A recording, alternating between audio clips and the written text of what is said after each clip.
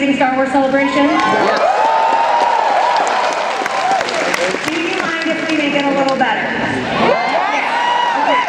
As mentioned, my name's Oscar Elson, and I'll be your moderator for the Mando Plus panel. We will be talking about all things Mando,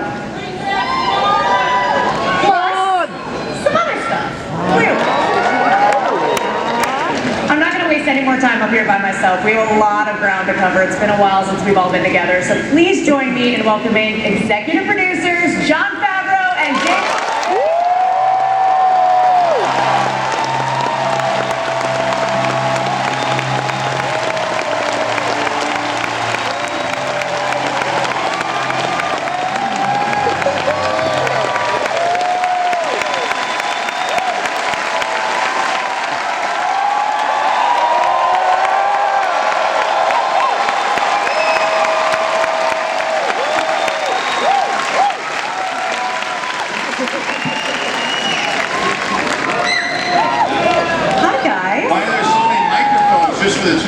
I don't know.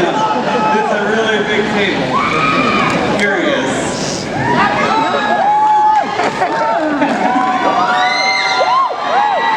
It's been a while. Yeah. Last time that you two were on a Star Wars celebration stage, The Mandalorian Season 1 had not premiered yet. That's right, in Chicago. Yes, and even more than that, we didn't really know what Star Wars live-action television even would be. And now we have Obi-Wan that premiered, we have all of the shows on the horizon. What does it feel like to kind of spearhead this new era of Star Wars? To me, it's been a dream. It's been a dream come true. I've always loved Star Wars. I grew up watching Star Wars. And the type of story that I wanted to tell really suited the small screen, because I wanted to really pare it down to something about a few characters and a personal story set in that world, so that we had someplace to grow, and also an opportunity to bring new people in who might not be up on all of the lore, and then this became an entry ramp, and then people, as we introduced characters that have existed before, thanks to the Disney Plus streaming service, they could go and watch everything. And so what we were most proud of is not just that people were watching our show, but then all of the viewership was going up for the old movies and also for the animated series. So I felt like we brought that.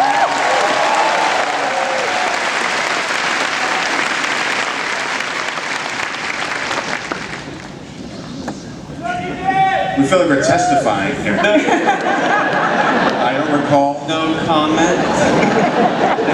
Here's the next question. Dave, do you care to comment? No, I'm good. I'm really good. TV, I'm all for it, all day long. Have been since 2008. And we didn't know any of the secrets about Season 1, so Grogu... Oh, no, you knew a lot. We kept 2 secrets total the whole time we were on the air. Thankfully, they were the 2 biggest secrets. The 2 biggest secrets. Yeah. Grogu, the child, Baby Yoda, we did not know him whatsoever. That secret was so well kept. What were you guys feeling just the days leading up to the premiere? Was it very stressful? We were very stressed out. Very stressed out. I was just glad it was in the first episode. You're trying to hang on to these secrets, and you're just counting the days. You're like, when is this going to be out? So I don't have to worry about this anymore. And then it got out, which was great. Then the second season, it was the last episode. So every week we were like getting reports. Yeah. But with Luke Skywalker.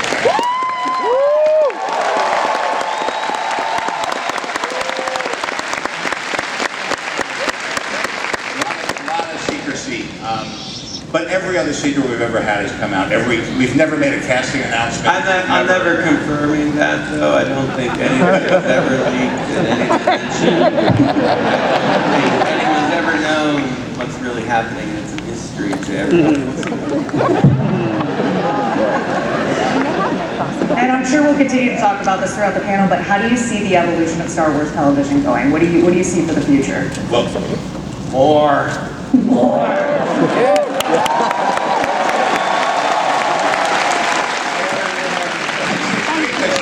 when I first saw Star Wars, it was a continuation of a serialized story. That was George Lucas's, that was his entry point. He was thinking of the old Flash Gordons that he grew up with.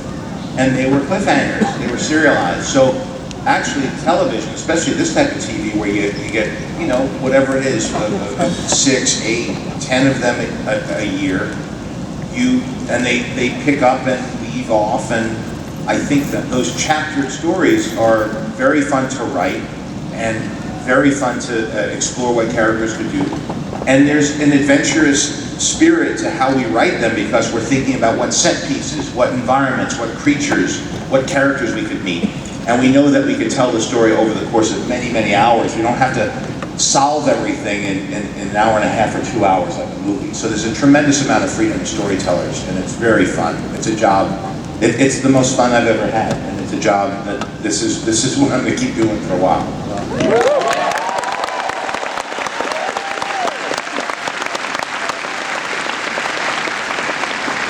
Now, I love talking to you guys about The Mandalorian, but I think we should involve one more person in this conversation we're going to talk about. Just one. This is just the chairs right there. That would make sense with all the chairs. Yeah. Just one. Any guesses?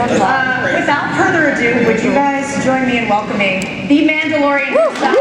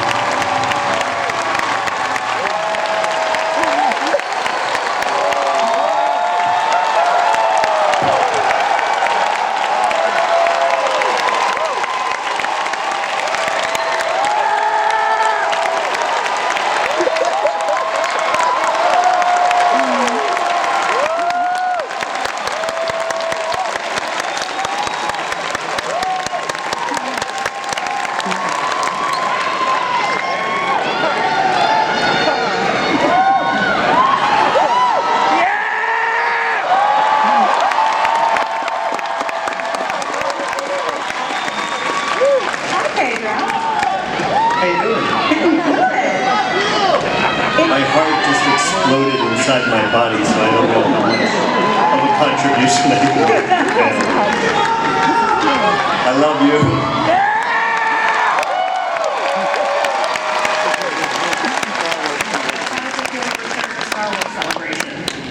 My heart has exploded. It's a good last day of my life. I'm so glad. Forgive me also, I've lost my hearing over the years as well, so I just hear screams. Do you have a favorite reaction you've seen to The Mandalorian since it premiered? A favorite reaction to, there are, honestly, there are too many. These two geniuses over here honestly created too many.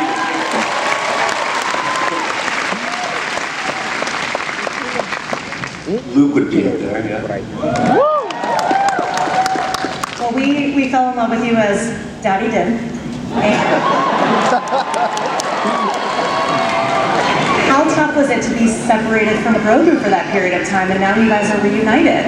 It's very hard to be separated. It's the closest I've ever come to being a dad, and so far anyway. And you watch the show, and to see a child love his father like that. I mean, I get it. Maybe I should have a kid. But.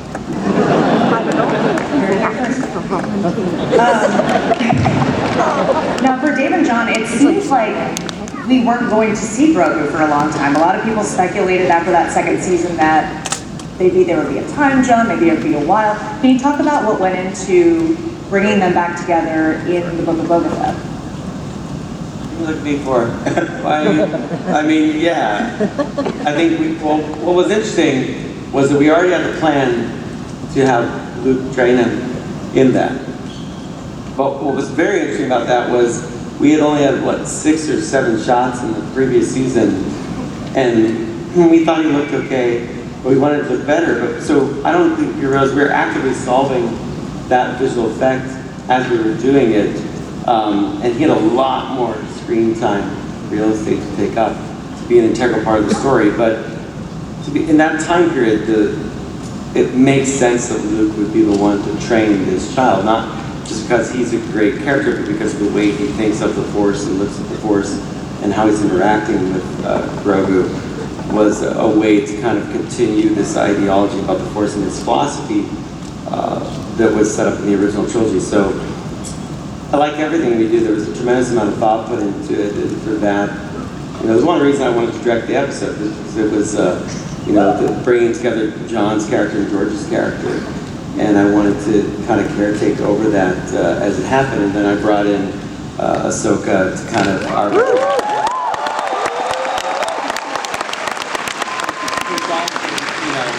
Made sense, and it made a significant moment. It's funny, I don't think of those things as much when it's happening, and then you sit there, you look at Rosario standing next to Mark Hamill, and you're like, oh wow. Yeah. And it hits you How do we there. know each other? Yeah. I think from a story standpoint, too, it's interesting that each character had to sacrifice a little bit of what they stood for because of the relationship with Pedro taking off the helmet, and also with the kid turning away from the training and Yoda's lightsaber to make the choice because of the emotional relationship, which has always been a big part of Star Wars, about Luke's decisions that Luke has made to sacrifice, the whole notion of attachment, family versus commitment and discipline.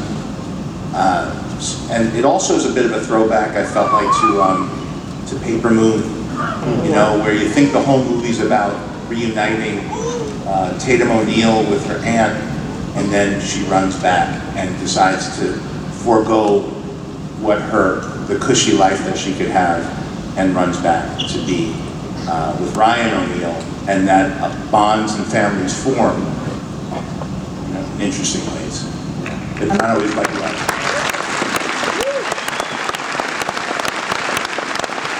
Because you guys scared me by sending Grogu to that school. Now, Pedro, we've learned that it takes a team to bring the Mandalorian Absolutely. to life. Can you tell me a little more about that? And Well, it would just really be my honor to introduce two other daddies and real heavy lifters that are also the Mandalorian, Brendan Wayne and Lateef Crowder.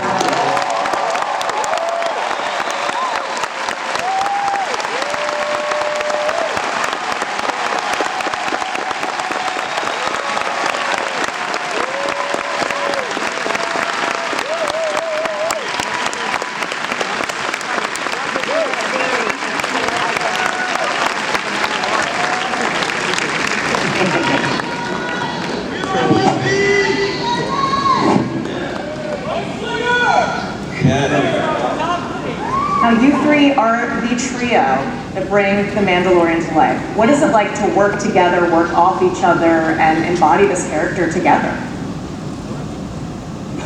Take it away. I don't know. I don't know any other way.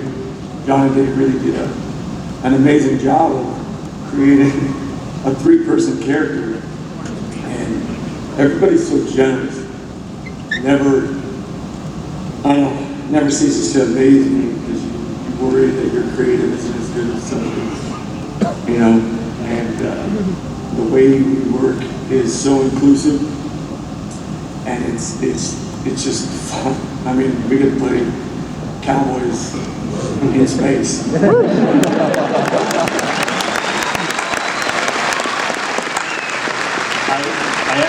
I met Lateef 2 projects ago. He was on Kingsman with me, and then he was on another movie here. And when I found out that he was going to be on this, I was like, thank God that Mando looks like such a bad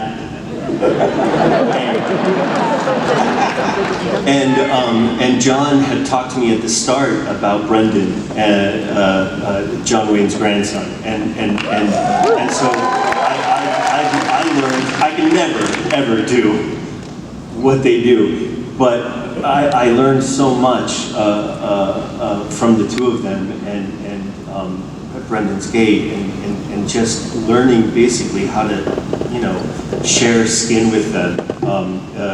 It really, for me, started with them.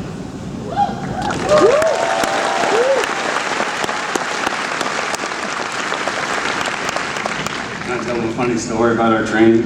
Yeah. So yeah, a couple years ago, or about 3 or 4 years ago, I was working with Favreau and I was training him for his fight scenes on the Kingsman 2. And this is like around the 6th or 7th month. And I think we're tired, we're both like kind of burned out by that time. And then I'm like, all right, Pedro, ready to get warmed up? He's like, you know what? You want to just go get a burger for lunch? And then right away I was like, I love this dude, man. Heck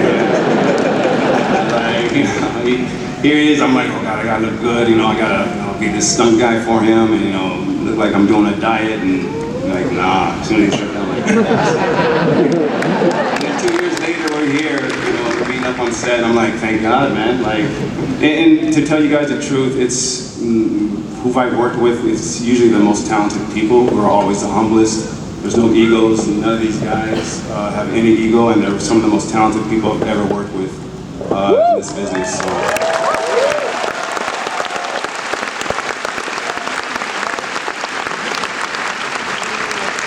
Let me just say, one more thing. I've been lucky enough to work with these two, and obviously the Kings at the end. But it's always been apparent to me the responsibility we had in creating the Mandalorian in whatever way we were able to add to it, because you all matter to us. Like, we want to service you in a way that makes you happy and proud of your fandom. And the things you bring to us, the energy being here, I think about it every day on set when I'm there.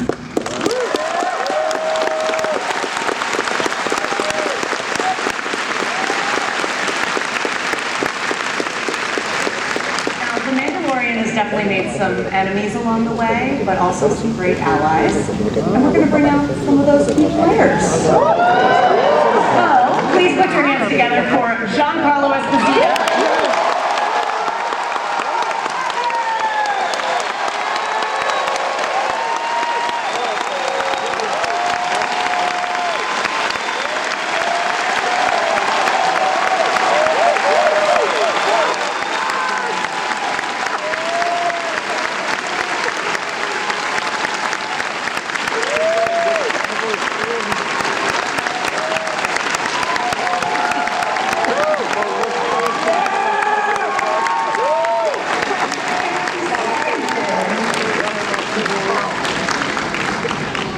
Oh, man.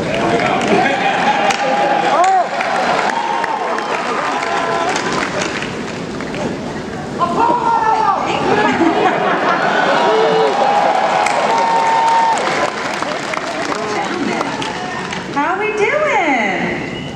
We're doing all right. Good. I think so. Yeah. Giancarlo, got a bone to pick with you. Back in season 1, I said, you better not touch a hair on that baby Yoda's head. I will squash that little figure back.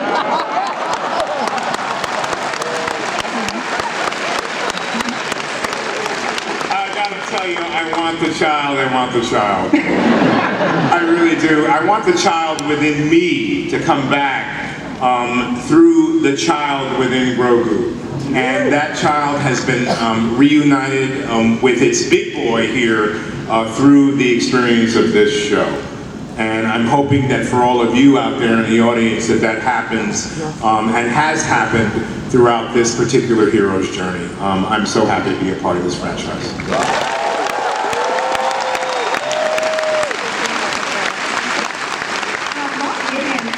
A bit of a mystery. How much time do you spend thinking about, or how much do you know about his backstory?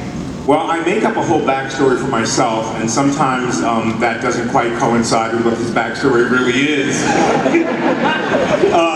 But it gives my imagination a chance to really soar. And it gives me a chance to really drop into a character that is full and complete and honest and truthful. When I'm talking to our creators about this show, they give me hints. And those hints allow me to then allow my imagination to soar and then take what's on the paper and fill in all the other blanks, which is the wonderful thing about this particular show. I know a bit about the Star Wars franchise from the beginning, and I catch up as I go. But when you work with guys who really are as playful as any you will ever meet, and as very specific and succinct about what they write, you get a sense just being in their presence of what they want. And you get a sense when they guide you that it could be this, it could be that. The most compelling moments for me are last season when John and Dave came down and observed what was happening on the big starship between me and some other characters. And John looked at me and said, you've done this a long time. You brought a lot of ideas to it. I trust you. I trust that you intrinsically know. And I gotta go, but but I'll be back to check on you and do what your instincts allow. And so when you work with folks who allow you to extend yourself, that empowered me. And isn't that what our show is about? Empowerment. And I thought,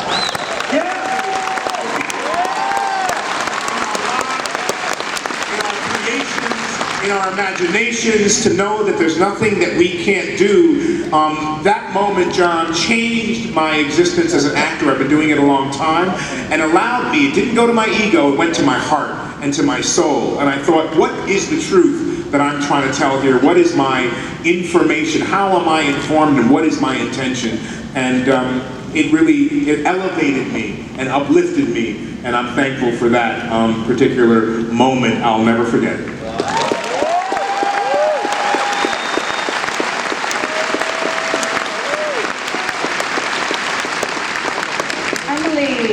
The armor.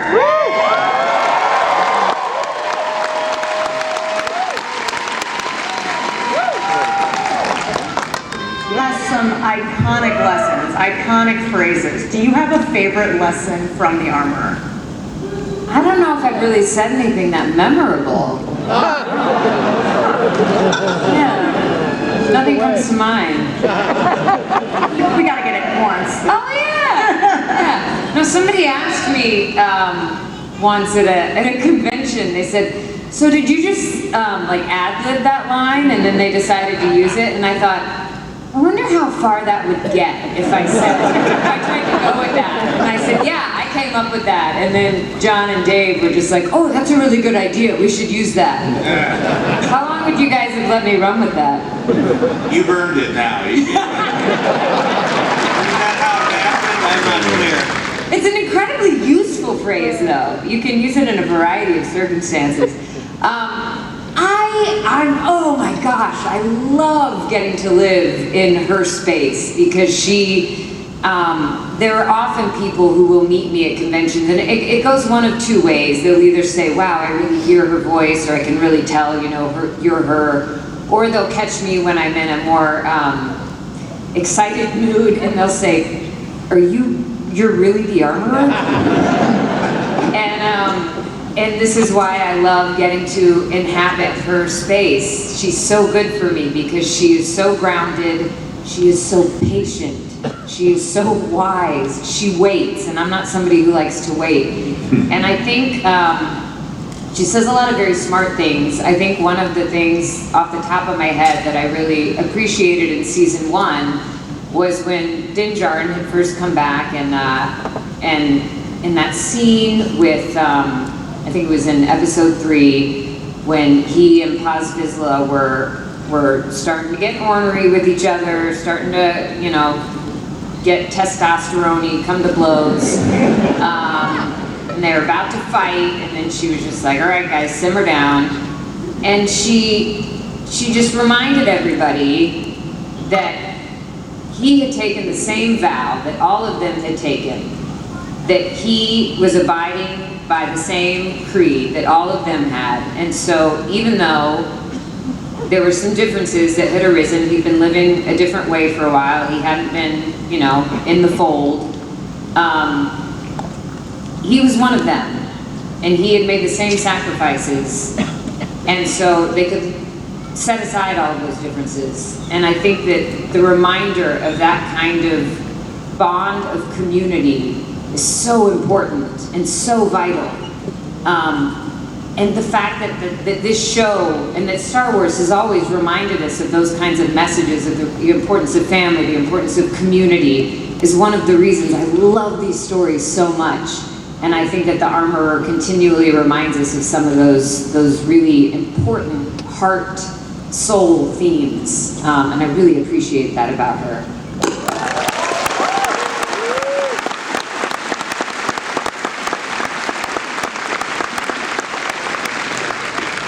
Mr. Carl Weathers.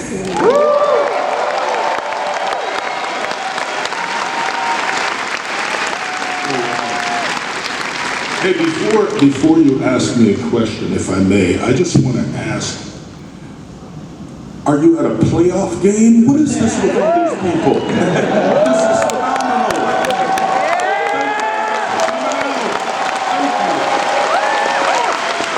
We love the support and we really love all these lightsabers. Yeah. Yeah. And then testosterone. Oh, that's a good one. I love testosterone. Oh, okay. Sorry about that. It is a gift to have you here and a gift to have you in Star Wars, not only in front of the camera as Greef Karga, but behind the camera as well.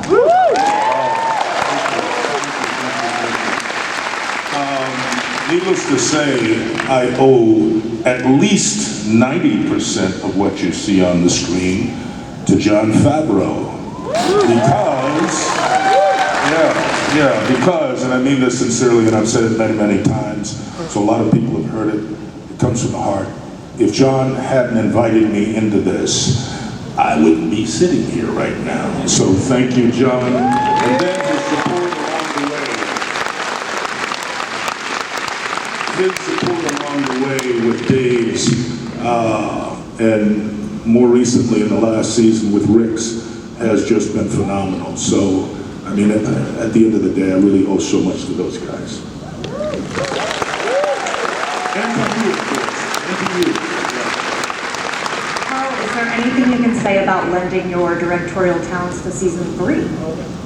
Wow, what can I say? Okay, I'm going to give you a spoiler. Okay, I'm sorry, John. I'm sorry, Dave. You're so far away. I have to. Table. You can't fly. I can run faster than This is you. a terribly designed. What's about to happen? So here's the spoiler. Oh boy. In the spring of 2023, The Mandalorian will be out again.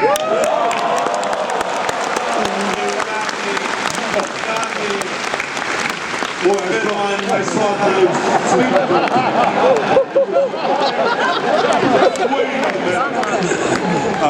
No spoilers, and I can only tell you that it, along with the other episodes, should be spectacular because we have such an amazing team of people, from the people who do wardrobe to the people, of course, who do all the special effects, the people who create these magical worlds.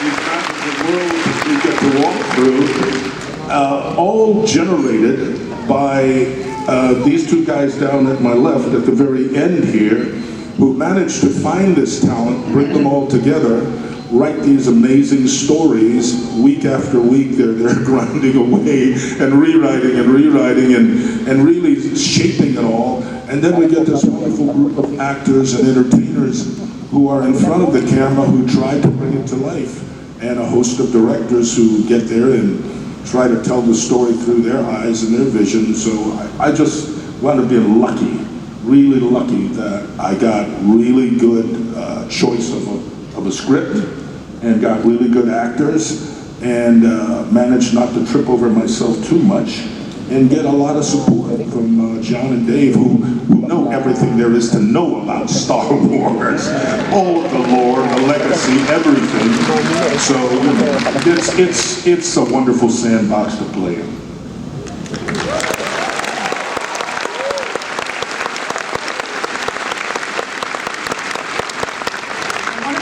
surprises of The Mandalorian Season 2 was finding out that a certain well-known character actually survived the events of the Sarlacc pit, launching us into the events of the Book of Boba Fett.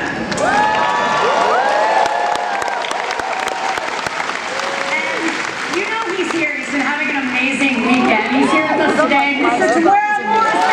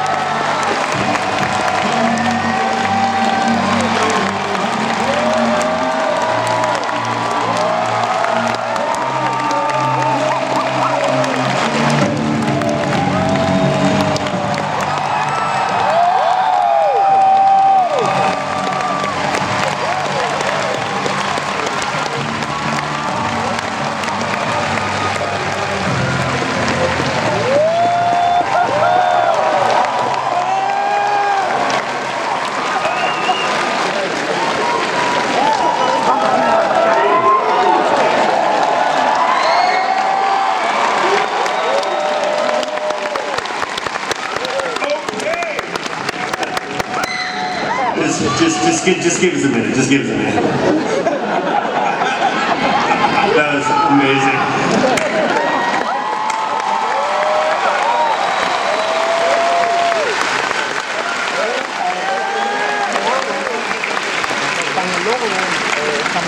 I'm still getting my breath back, sorry.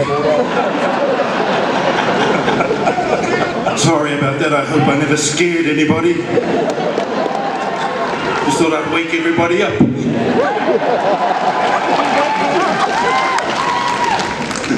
Tim, first of all, happy 20th anniversary of Attack of the Clones.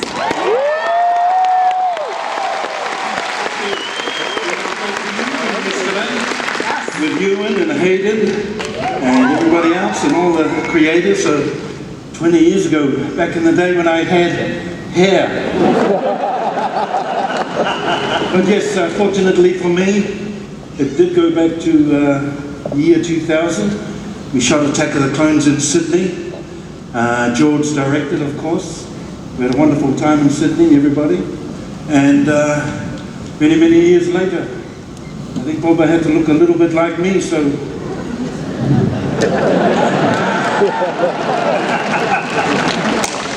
Well, again, I just want to thank everybody. Ming Na sends her apologies.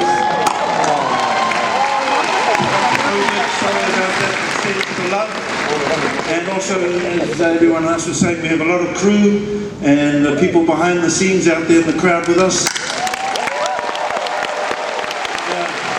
They're the ones doing the hard yards, making us look good in front of the camera, so I want to acknowledge everybody from our crew.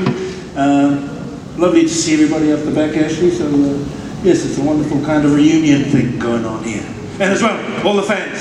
Beautiful. Thank you. Love you guys watching Disney Plus. Thank you very, very much, and thank you for your warm support for the Book of Boba. We had a wonderful time. And even amongst the crew, I was so, it was just a wonderful experience. We'd get to work, and John and Dave would throw us up a scene from The Godfather, a scene from Lawrence of Arabia, just as a reference, and something for, and set up a wonderful atmosphere at the beginning of the day. And then we'd go out and I'd do my best to pretend I was Marlon Brando. Yes. No tribute, that's not good. Rancor. Breakfast for the Rancor.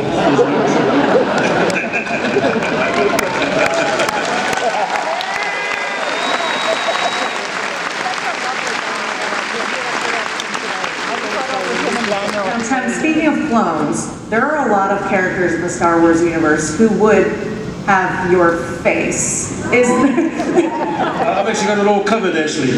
I was signing yesterday and I'm Boba Fett.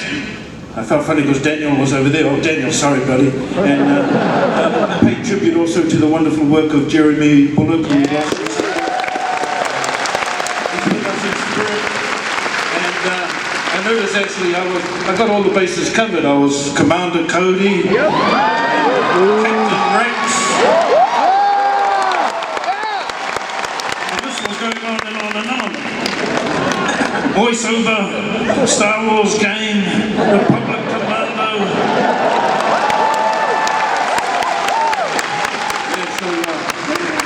So I was kind of blessed, I think, and all the clone army as well.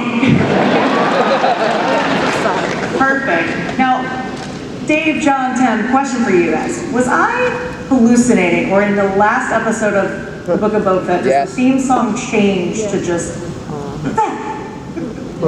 Yeah, we got some lyrics for the last episode.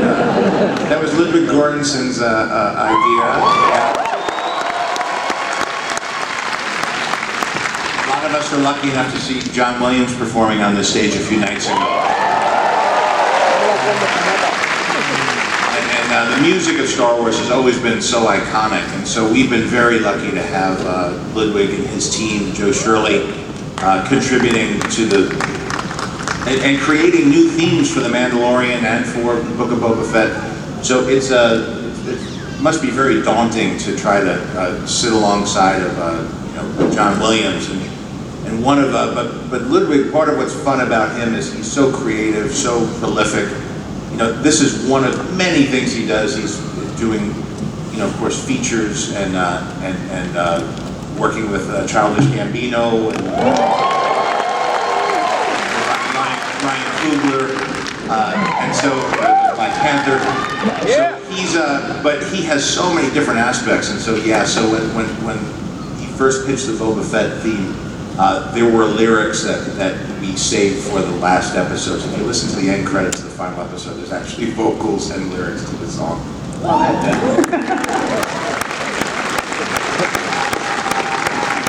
Now, like I said at the beginning, we had a lot of ground to cover. We had a lot of catching up to do, since we haven't seen each other in a while. But as we move forward, let's bring out two people who might have some insight into what's to come in Mandalorian Season 3. Please welcome to the stage Katie Sackhoff and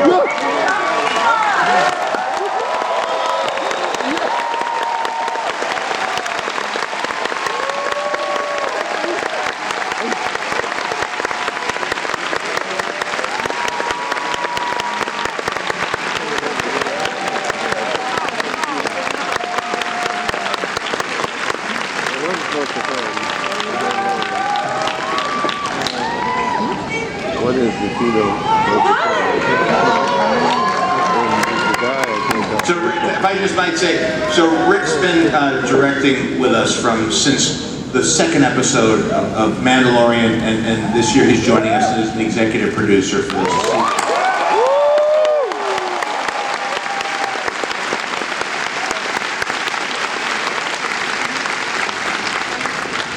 Rick, how does that feel? Take on. Oh man, I think just finding out now. No. Thank you, John. No, it's for some reason John saw my film Dope and said that's Star Wars material. No, honest, the first film I saw in the movie theater was Star Wars, and I remember waiting in that long line to go see that movie with no idea what I was going to go see. And from the moment I saw the opening crawl and the Star Destroyer flying over that screen, my life was changed. And so.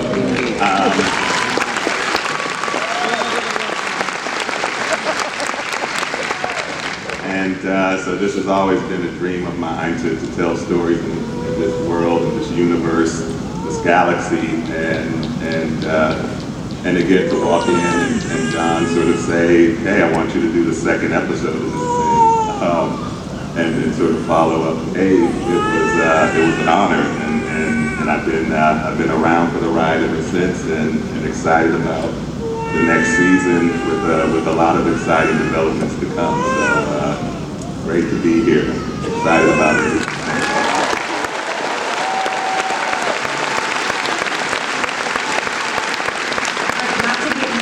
trouble immediately, but is there anything you can say about the focus of season 3? No. That's why you did a great job. That's why you did Katie. That was a test. Katie, Bo-Katan.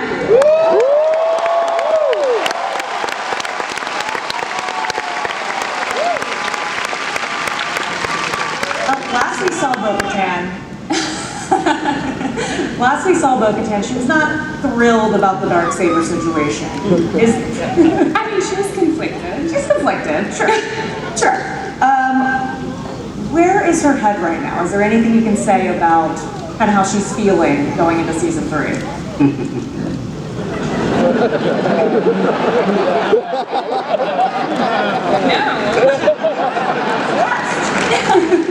I mean, her head is still attached to her body, so I present that. My character, pre-Vizsla, got his head cut off, and I think that's what's referenced to. We were partners in that show until I lost my head now. I mean, partners. Thanks, Dave. Oh boy, we're almost through. Sorry, Dave. That's okay. Katie, what does it mean to embody this character that you've been a part of for so long? You know, I said this before, my dad raised me on science fiction. And he raised me on strong characters. And when I was little, you didn't have a lot of strong female characters to choose from. You know, we had Sigourney and Linda and Lucy Lawless. And, you know, but I wanted to be Bruce Willis. I wanted to save an October building. Like and to be able to play the women that I have been able to play throughout my career has been such a gift. And strong women keep presenting themselves to me. And these guys at the end of the table are responsible for creating so many strong characters. The fact that they're women, they're just women.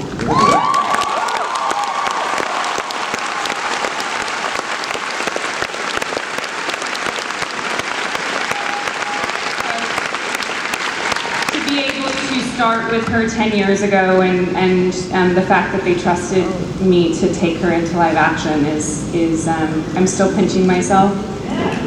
So, and the fact that you guys love her, flaws and all, means the world. Thank you. You're in for a treat. Speaking of a treat, Rick, Dave, John, you guys bring a little something today? Yeah, we for those of you who were here Thursday, we showed some footage that included Katie Sackhoff at the end there, and we figured that this crowd might want to get a sneak peek as well.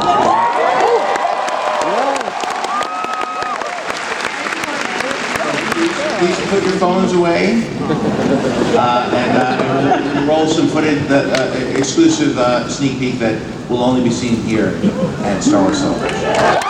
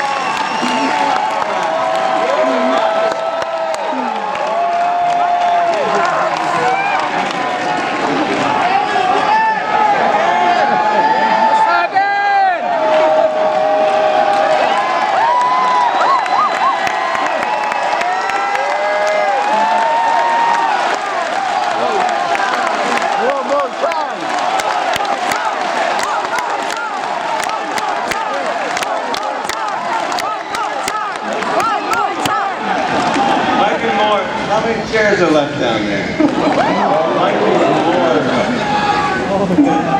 What do you got? Well, for those who saw that on Thursday, Yeah. that wasn't, this was longer.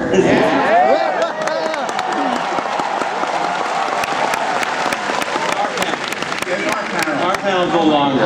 Obviously, the table's longer, the trailer's a little longer. That's the plus in the Mandalorian plus.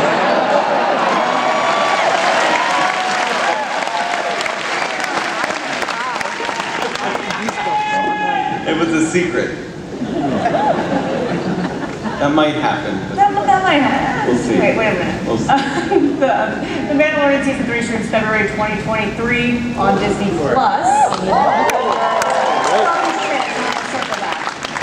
So,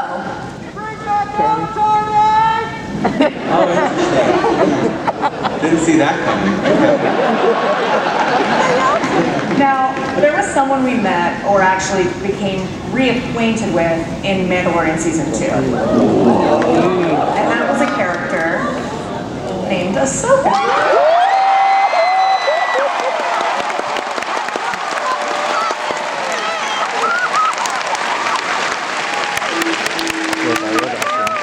I know you're filming right now. Yes. How is it going? Really well. Good. I'm very happy. Because no one knows anything about that. It could possibly be filmed Not yet. right now. Well, just wait a second. Yes. Be delicate here. I know Rosario sent us a message on Thursday, but thankfully, she stepped on set to join us today.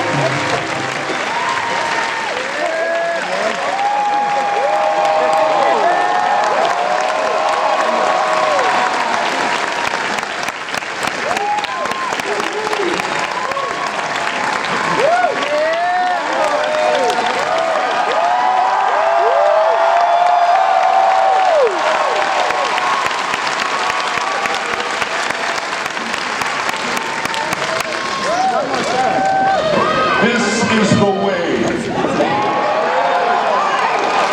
That's my face. Puerto Rico! Hi.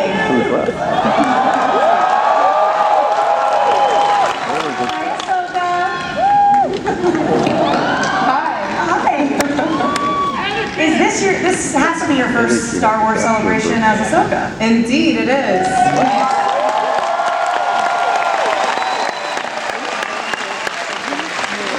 Luckily, we don't shoot on Saturdays, so here we go. You were literally filming yesterday, right? Yeah, late last night. My arms can prove it, yeah.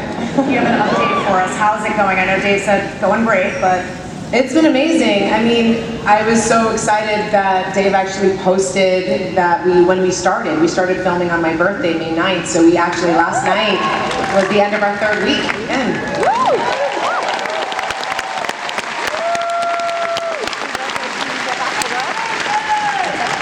Now, I've done a couple interviews with you over the years, and I want to say like years ago, I was like, oh, is there like a character you'd love to play? Like, not Star Wars, just any character. And you were like, I want to play Ahsoka Tano.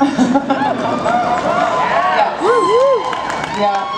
It feels like you are in this for the long haul. This is a role that you have been wanting for years and years, and now we're here. Yeah, and it's because of people like you. I was fan casting this online. I luckily got to see it, and I loved the image Boss Logic had posted, and so I just reposted it, hashtag Ahsoka Lives, and then it ended up in front of Dave Filoni, who had Star Wars account Follow Me, and I guess it kind of stuck in the back of their mind, and so when John and him started working on Mandalorian, they were looking at the timeline, and you know, I just turned 43 on that Monday when we started filming, and that's kind of around Ahsoka's age in this timeline. And they had me in mind, and so when they called me about it, they had actually drawn all these more images of me as this character, which is mind-blowing. And it's just been such a thrill and honor to bring this character to life and to feel the energy of everyone wanting to see her come to life. It's been...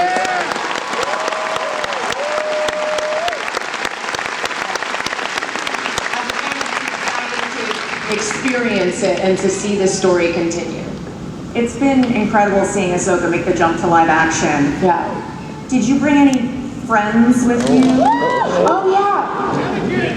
Yeah, hold on one second. Chopper.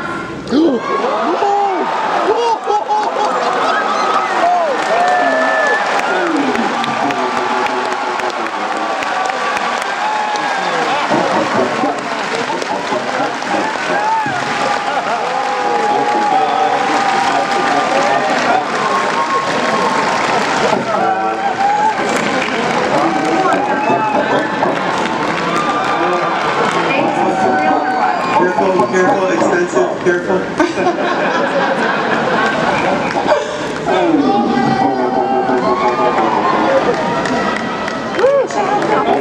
Hey, what's it feel like to have Chopper out here? It's weird. It's weird. Look at that. You need to get back to set, buddy. You got a lot of work to do.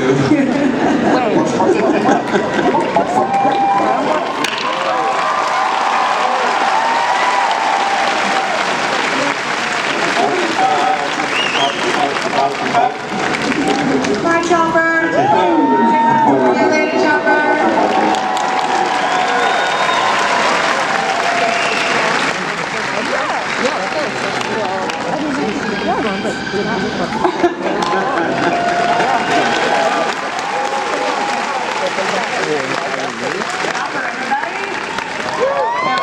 I know it's early days, but is there like image or anything? Well, yeah, you know, I hate spoilers, but I mean, look, I've been at Luke's for 18 years. I've been working on this, developing this character. So many people have been a part of that, but most of all the fans have been the biggest part of that. And we're only, I said 3 weeks in, but the crew and I, we just couldn't help ourselves. So, the tiniest little piece that we had, we just, John and I, we wanted to share it with you guys today. So here's a real early look. Just give you a few clues.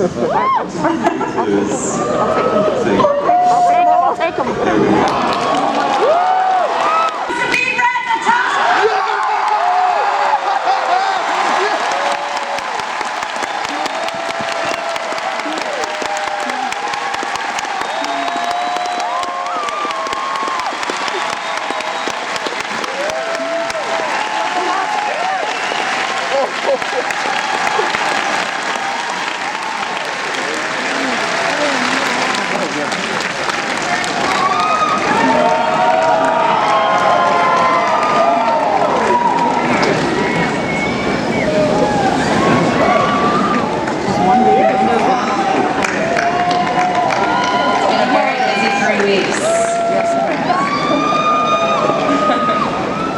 Got a lot done. Come on, table, give us a sec. Pass out after this film. Oh my god, that was incredible. And they just started. I'm crying. That means he could be still to do all the practice.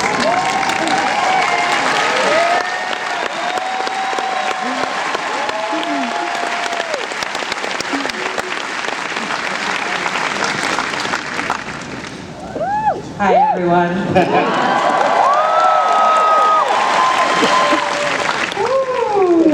Oh, wow. Hi. Oh, I love you too. Wow. It is an honor to be here. Wow. Welcome to Star Wars Celebration. Thank you for being. Thank you so much. Dave, is that weird? all weird. This is a big one for me. I'm very proud of those two and the work they're doing and the whole crew and the response that they get from everybody. It means so much.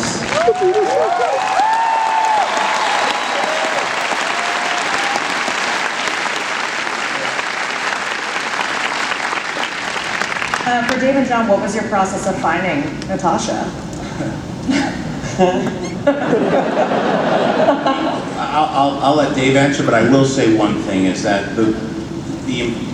hopefully one thing that I've helped Dave with as he's transitioned from animation to live action is to understand the value of great actors, that they're your partners and that they can breathe life and bring dimension to characters that, although they exist in people's minds, the actors do a lot of heavy lifting with understanding the contours of their souls, what motivates them. And if you could create a wonderful partnership with the right people, it's going to allow things to blossom in a way beyond what you ever would hope or plan. And so, all the actors that you see here, conversations have taken place about who's going to be a great creative partner for us to have. Yeah. You have, and it's a huge challenge. I mean, look, these characters have been alive and lived in my mind and in yours as well, and I've been privileged to work with so many great actors, Clone Wars, Rebels, Resistance, before that, and they'd be the first to tell you that with Ashley Eckstein and T. Sarkar, they are phenomenal, and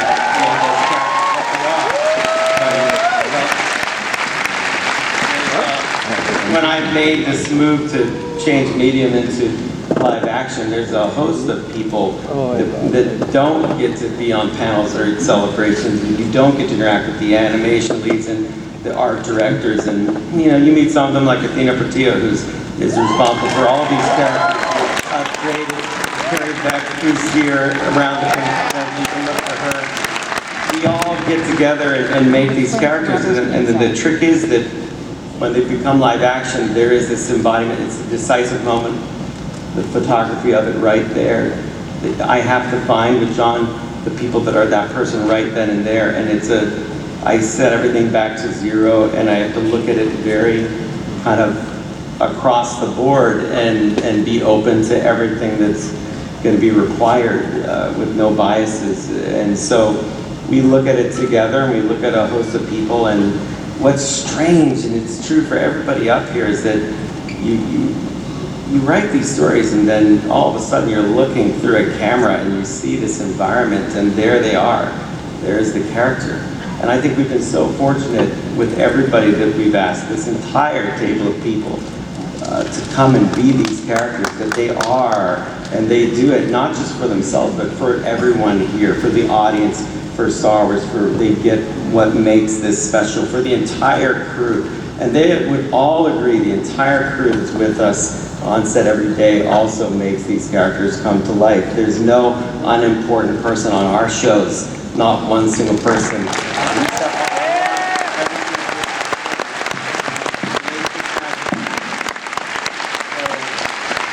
look for people that are going to be with us on that and go to this galaxy that we love so much. And I don't know if that's a process, but it's a little Jedi Council, and we're always looking for an Anakin. I don't know. That's how it goes. It's something like that. There's the chosen one, and we find him. So there you go. That's it.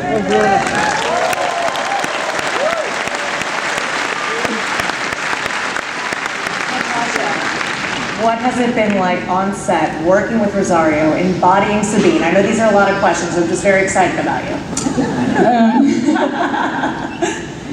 So much I could say. Not that much, though. Not much. Really not that much to say. I know, I Okay. God, I feel like I've just been adopted into a new family. I feel that way about everyone I work with, but also the fans. It's just the most welcoming, creative. I mean, I have never experienced anything like this. Set is going really well. Can't say a thing, but it's. I think you guys. I know how much Sabine means to a lot of people in this room. In watching Rebels, she's come to mean a hell of a lot to me too, and I know how much she means to Dave. So I think you guys are going to be really excited about the journey she's about to have.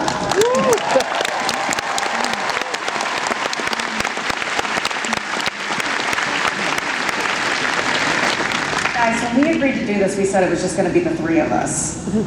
There's like 13 of us, 14 plus Chopper. Are we done? Well, there's one more character that I think would be bad if that character missed this opportunity to actually meet the fans.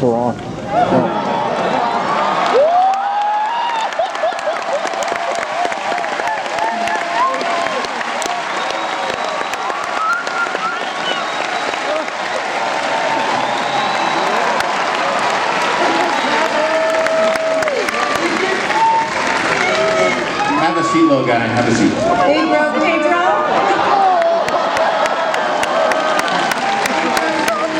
Your son is here. What's up, little guy?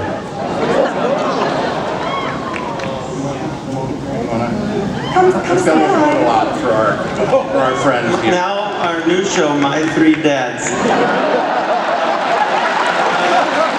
It's a wonderful family show.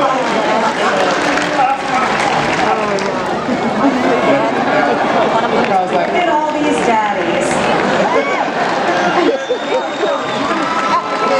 Look at that, look at that.